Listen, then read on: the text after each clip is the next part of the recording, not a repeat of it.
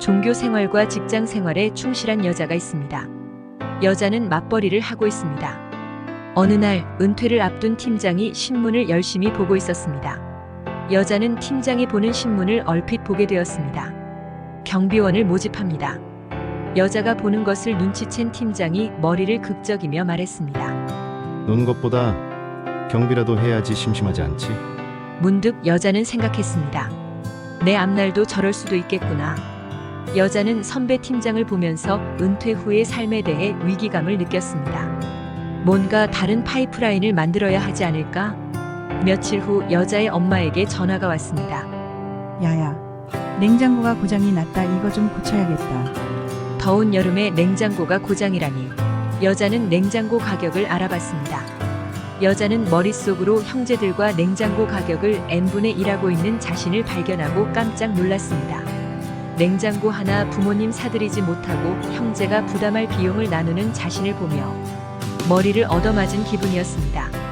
내가 열심히 살았지만 부자는 아니었구나. 열심히만 살았구나. 뭔가를 찾아야 해. 그때부터였습니다.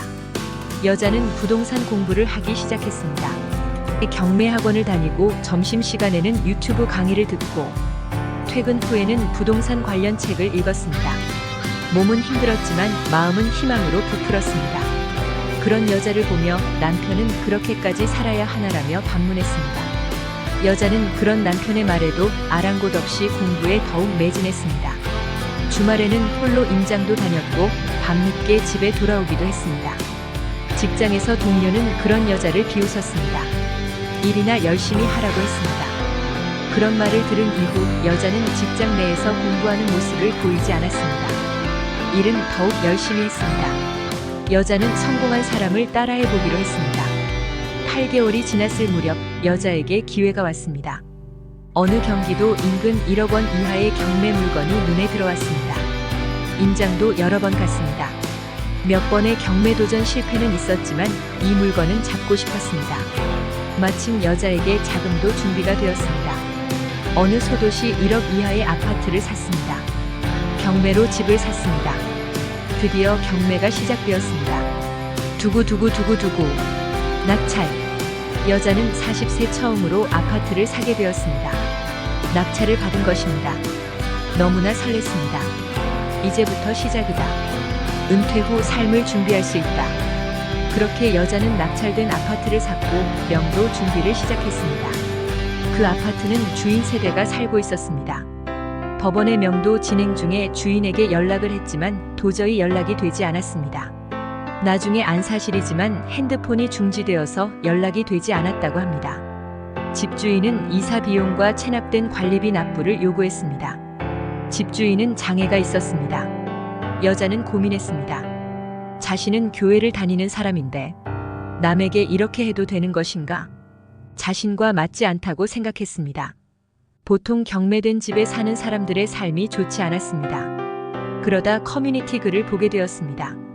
법원의 명도가 그들에게 꼭 나쁜 것만은 아닐 수 있으니 행정복지센터에 알아보면 수급자가 되거나 임대 아파트도 받을 수 있는 기회가 된다는 조언이었습니다. 그들이 청산하고 나은 삶을 살 수도 있다고 했습니다.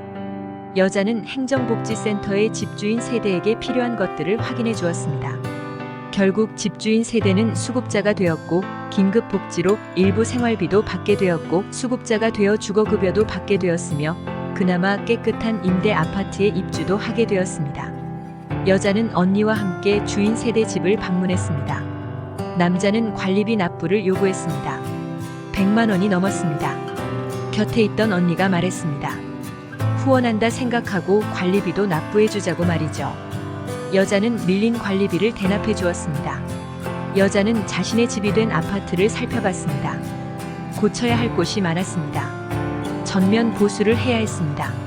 여자는 여기저기 리모델링 가격을 알아봤습니다. 가격이 천차만별입니다.